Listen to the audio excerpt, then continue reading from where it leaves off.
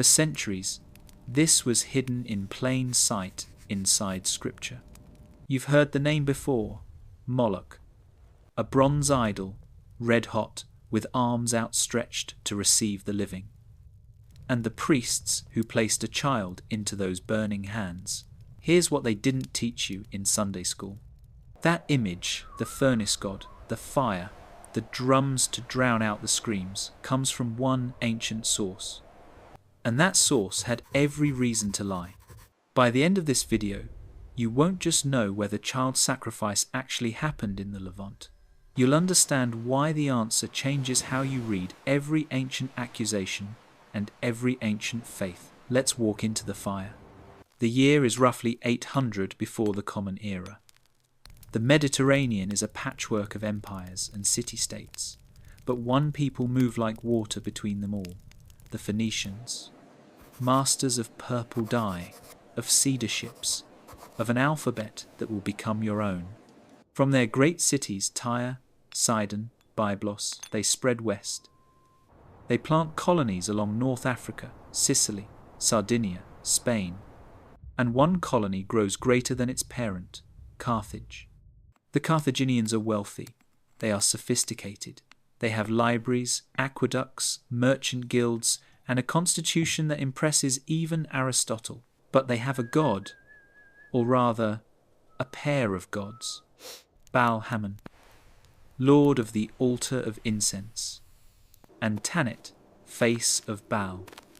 Their cult is the oldest in the city, and near the heart of Carthage, outside the main walls, there is a sacred enclosure. It is called the Tophet. Scholars have argued about what happened inside it for 1,500 years. The Romans left us one answer.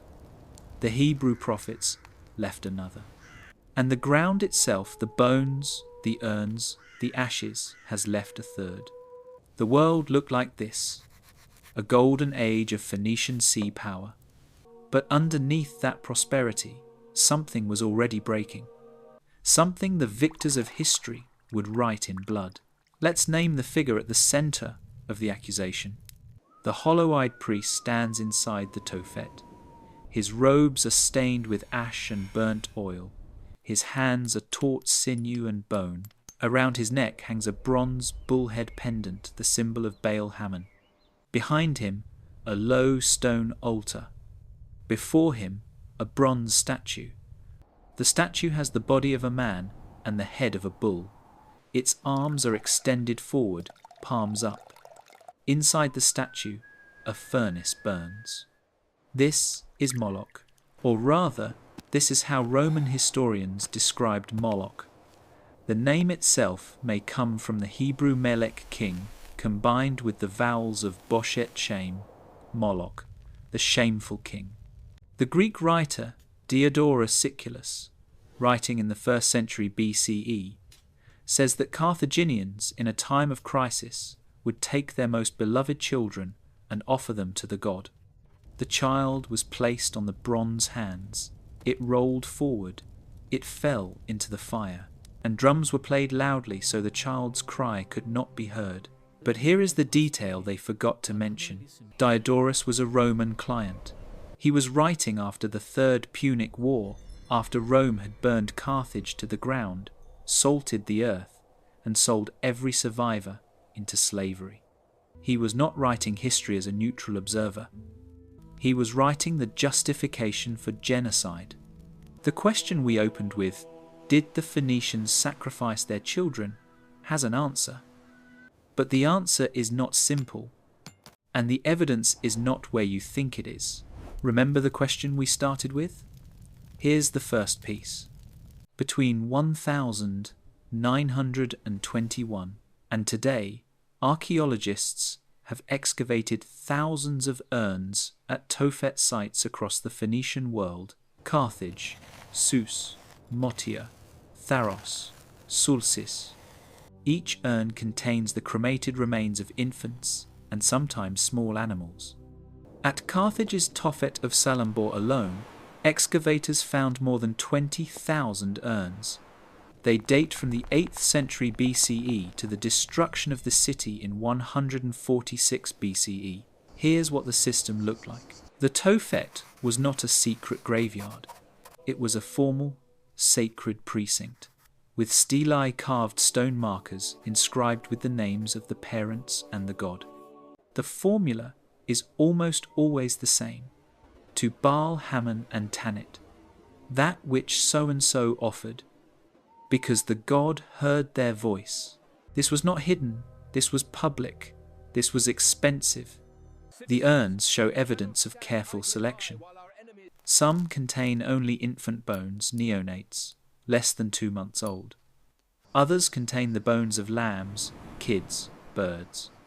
And in many cases, the urns contain the bones of children up to the age of 4. But here is where the machinery gets complicated. In the ancient Mediterranean, infant mortality was catastrophic.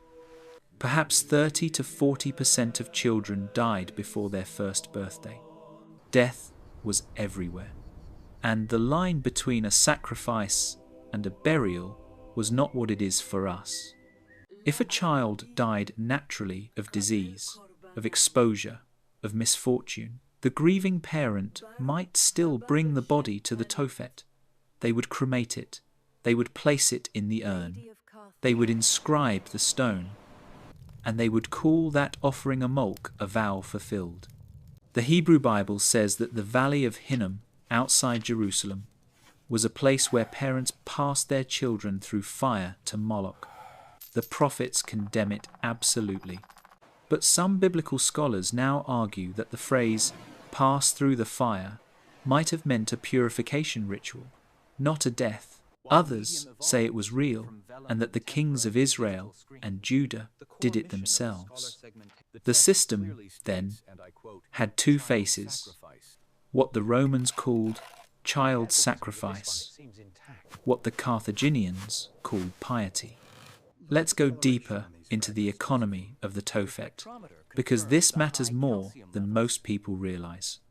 Excavations have revealed that the urns were not haphazardly deposited. They were arranged in distinct layers, each layer corresponding to a generation of use. That means the Tophet operated continuously for over 600 years. That is not the mark of a secret death cult. That is a state-sanctioned religious institution. The stelae themselves vary in quality. Some are rough limestone, barely carved. Others are fine marble from Greece, with elegant inscriptions and decorative motifs. This tells us that both the poor and the wealthy used the Tophet. A fisherman's stillborn child received the same ritual as a merchant's heir. And here is the detail that overturns the Roman narrative entirely.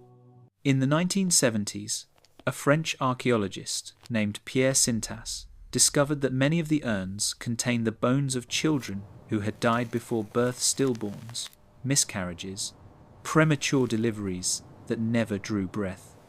You cannot sacrifice a child who was never alive. So what exactly were the Carthaginians offering? Not living children thrown into fire, but dead children returned to the gods who had loaned them. This is the hidden layer that Roman historians either never understood or deliberately erased. For the Carthaginian parent, the Tophet was not a place of murder. It was the only place grief was permitted to speak. Let me show you what the parents saw. You are a Carthaginian father. Your name is Eshmunyaton. You live in a clay brick house near the Bursa hill. Your wife, Astarte, gave birth 6 weeks ago. The child was small, too small. He does not feed well. He cries in a way that makes your chest tighten. Tonight, he stops breathing. You hold him for an hour. Then you wrap his body in linen. You walk through the city gates before dawn, past the merchant stalls, past the temple of Tanit toward the Tophet. The air smells of salt and incense, and something else, something burned. The hollow-eyed priest meets you. He does not ask questions. He has seen this 100 times. He takes the child. He places the small body on a wooden pyre. He lights it. You do not scream. You have been told that the gods hear the voice of the parent who does not scream. When the fire is done, when the bones are white and fragile and no longer a child, the priest gathers them. He places them inside a ceramic urn. He inscribes a stele in your name, to Baal Hammon, that which Eshmunyaton offered, because the god heard his voice. You go home. You do not tell your wife what you saw. She will know from your eyes. Now, was that child sacrifice? If you are a Roman senator, yes.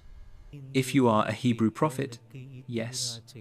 If you are a modern historian without the category of infant grief, also yes. But if you are a Carthaginian parent, you would call it something else. You would call it giving your child back to the God who gave them in the first place. You would call it faith.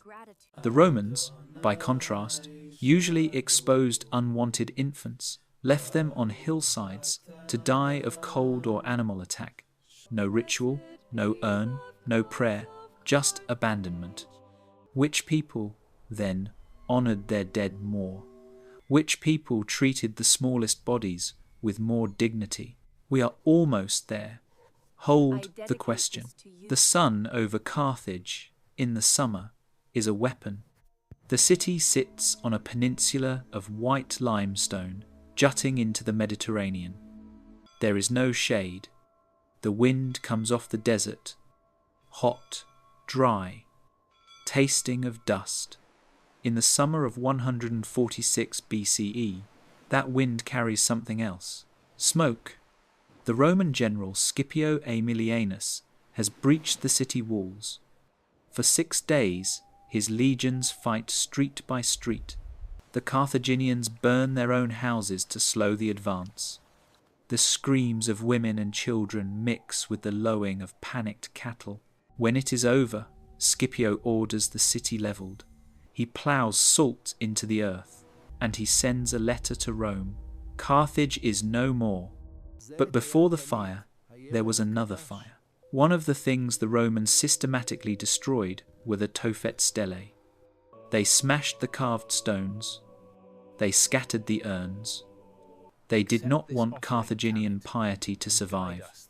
Why? Because Rome's victory needed a moral justification. Carthage was not just an enemy. Carthage had to be a monster. And what makes a people monstrous? What makes them unfit to exist? Child sacrifice. The Roman historian Tertullian, writing 2 centuries later, defended the Carthaginians' descendants. He said, "Our children were not sacrificed. The Romans invented it to justify their cruelty." But Tertullian was a Christian apologist. He had his own axe to grind. The physical environment of the Tophet tells a different story. In the 20th century, archaeologists discovered that infant urns at Carthage contained statistically normal proportions of prenatal and neonatal bones, consistent with natural death rates. In other words, the children in the urns died when they were most vulnerable to disease and premature birth. The bones show no signs of cutting, of blunt force, of killing before burning. They show only cremation, the same cremation used for adults in Punic cemeteries. Let me add one more layer of environmental pressure. The Phoenician coast was earthquake country. In 227 BCE, a massive seismic event destroyed much of Carthage's harbour district. The Romans later used that earthquake as divine judgment, proof that the gods themselves hated child sacrifice. But the Carthaginians rebuilt. They rebuilt the Tophet too. They replaced broken stelae. They added new urns. And they kept the ritual going for another 80 years, until the very day the legions broke through the walls. That is not the behaviour of a guilty cult hiding from the light. That is the behaviour of a people who believed sincerely, deeply, across centuries, that they were doing something holy. So what actually happened inside the Tophet? We're almost there. Let's recap the question we opened with. Did the Carthaginians and their Phoenician ancestors actually sacrificed their children to Moloch, not as Roman propaganda, not as biblical condemnation, as a real historical fact. Here's what we know for sure. Thousands of infant urns exist. They are found only in Punic and Phoenician contexts, not in Greek, not in Roman, not in Egyptian. The inscriptions call the children a Moloch offering. The Hebrew Bible uses the same root for the same practice. The classical sources, Diodorus, Cleitarchus, Plutarch, all describe child sacrifice as a living memory of Carthaginian practice. They are hostile witnesses, yes, but hostile witnesses can still tell the truth. Now here is the complicating detail that changes everything. In 2010, a team of international scientists led by Paolo Zella and Josephine Quinn published a chemical analysis of infant bones from the Carthage Tophet. They compared them to cremated animal bones from the same site. They looked for evidence of burning at different temperatures, which would indicate killing before burning. The animals were burned at standard cremation temperatures. So were the infants. No difference. That does not prove that no child was ever killed as a sacrifice. But it does prove that the thousands of urns in the Tophet cannot be used as evidence of routine killing. The bones do not show trauma. The ages match natural death. The ritual is identical to what we would call a votive burial of a stillborn or deceased infant. But there is a second scientific study you need to know about. In 2014, a team from the University of Tübingen analysed the isotopes in the teeth of Tophet infants. Teeth form during pregnancy and early infancy, and their isotopic signature records where the mother lived and what she ate. The results were unexpected. Most of the Tophet infants showed isotopic signatures consistent with local Carthaginian origin, but a significant minority, roughly 1 in 5, came from somewhere else. From Sardinia, from Iberia, from the Phoenician homeland itself. That means parents travelled hundreds of miles across the sea to bury their dead children at the Tophet of Carthage. They bypassed local shrines. They bypassed family tombs. They came to this specific sacred enclosure. Why? Because the Tophet was not just a cemetery, it was a pilgrimage site. It was believed to be a place where Baal, Hammon, and Tanit were especially present. Desperate parents from across the Punic world brought their stillborns, their miscarriages, their infants who never saw their first birthday, and they placed them in that ground. Does that sound like a place of monstrous child sacrifice?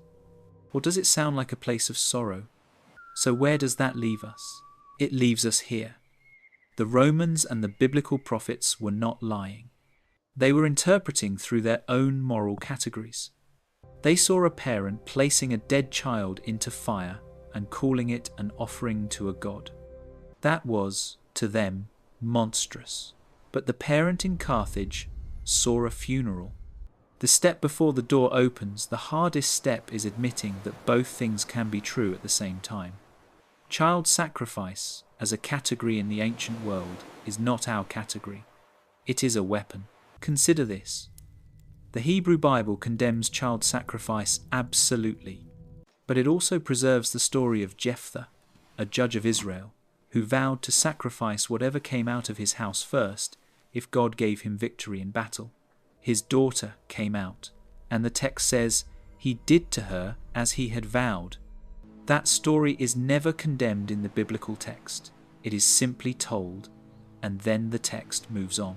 The same tradition that condemns Moloch also preserves a story of a father sacrificing his own daughter and does not call it evil.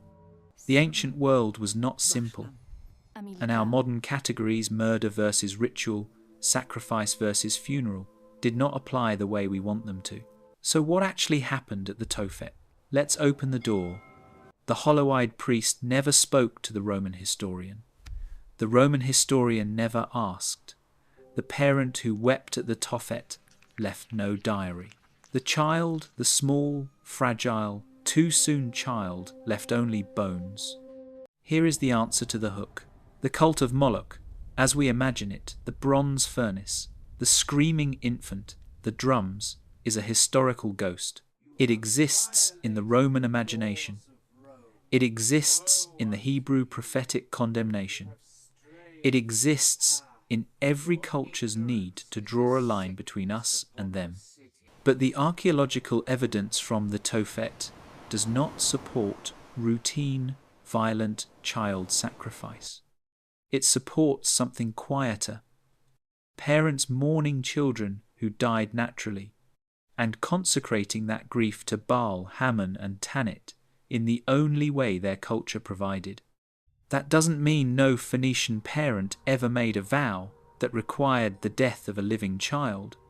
We have one or two inscriptions that might imply that, but the thousands of urns, the mass of evidence, that's grief, not murder.